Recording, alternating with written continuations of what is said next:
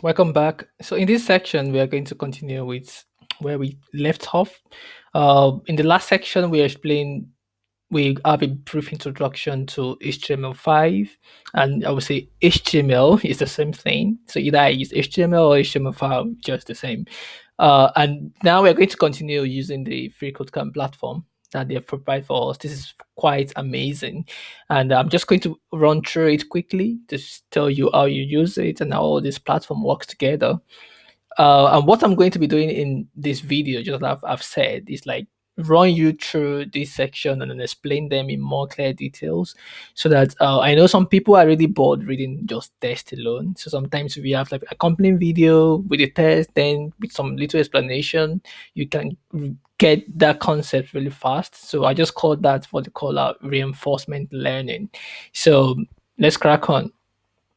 So on this section here, you have the instruction about this lesson. So I'll say you can read them. Wow, read the instructions here.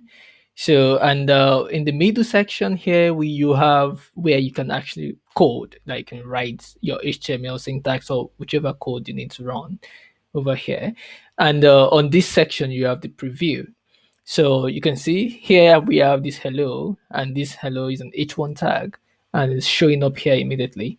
So if I change this hello here to maybe my name, Peter something, then you can see that updated automatically. So this gives you a lot of freedom. Like you can read something here, then you can practice what you've read, which is really amazing. So aside from that, this is not just about reading and trying things out. There are some challenges that you need to solve in every lesson, which is great and which is the best way to learn even better. So for instance, in this lesson, well, we have this challenge. To pass the test on this challenge, change your H1 element test to say hello world. So right now, if I run this test now, you can run the test like this. So you can see the feedback I got. Your H1 element should have the test hello world.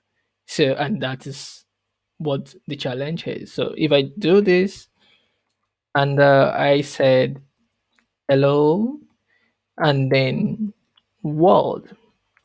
So we have this here and I've updated this H1 tag, uh, the element here, then I can run the test again.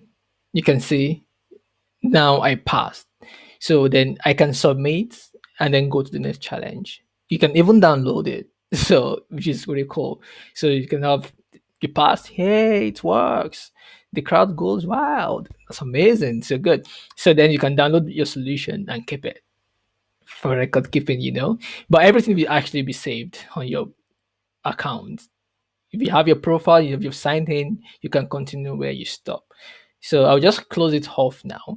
But in my videos, I'm not going to be actually running this, showing you this solution today because that you wouldn't learn anything, but just keep on solving the problem for you. So I'm not going to be doing that. What I'm going to be doing is actually giving you reinforcement learning, showing you what this lesson is all about and what you need to learn. Then you can use that to actually solve the challenge.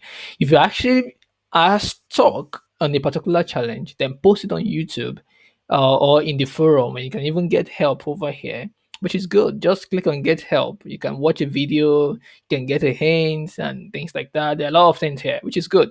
So, but also, I know all these things exist, but I started this so that I can be able.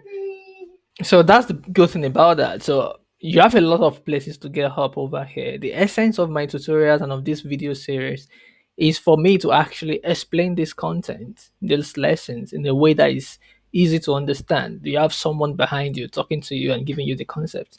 So what is happening here in this lesson here? We have H1 tag that is saying hello world. So a most important thing to take out of this lesson is an HTML tag always have two openings. So we have the H1, which is the opening tag, and we have anything you want to put in the middle, hi. Then you have the closing tag always having a backslash and then close. So that's just it. That is a closing tag. This opening tag and this is the closing tag. And that is how HTML works. As I told you before, there are some HTML content that have a self-closing tag. We talk about